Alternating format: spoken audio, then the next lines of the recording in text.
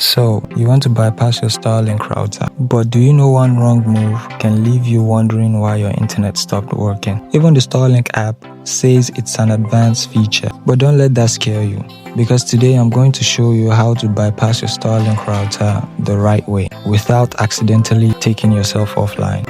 Let's get started.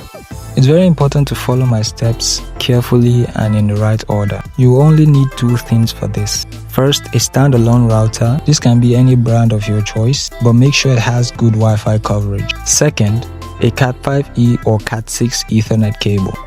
That's it. Now, before we do anything, we first need to set up our router and have it ready to go. This is the step most people skip, and it's exactly why they lose their internet connection. Every brand has its own setup process, but they are all very similar, so you can follow along. I'll be using the Xiaomi AC1200 router for this video. If you are using a different router and you get stuck, let me know in the comments and I'll be happy to help. Also, if you haven't seen my unboxing of the Xiaomi AC1200, I'll leave a link in the description. Now, step 1.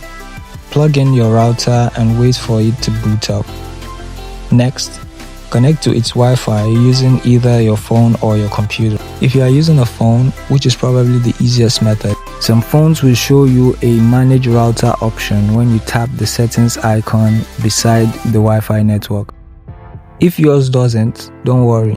Just open your browser and type in your router's default IP address. Every router brand has its own default IP address, so you can do a quick Google search for your specific router model if you are not sure what it is.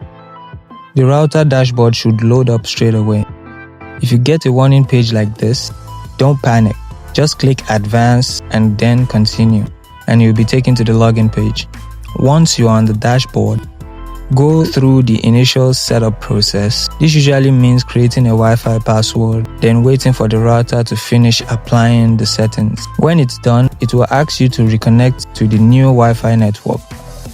At this point, your new router is fully configured and ready to replace your Starlink router. Now let's move over to the Starlink app.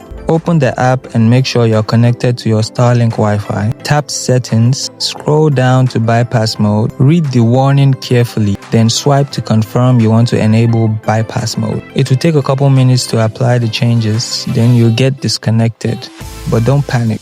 This is completely normal because Starlink router has now stopped broadcasting Wi-Fi. Now connect one end of the Ethernet cable to your Starlink.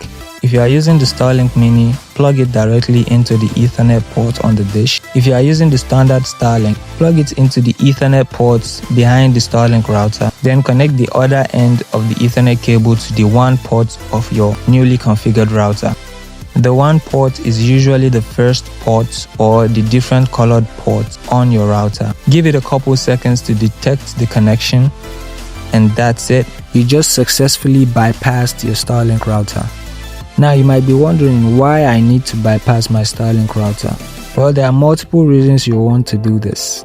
For me, it's better Wi-Fi coverage around my home and the ability to extend my network much further than the Starlink router allows. For you, it might be better parental control, VPN support, or simply using a router you already own. Whatever the reason, you now know how to do it yourself. If you are thinking about buying a Starlink or you've already bought one, make sure you watch my 6-month Starlink review. I covered the hidden cost most people don't find until they own it. I'll leave it linked below. Thanks for watching and I'll see you in the next one. Peace.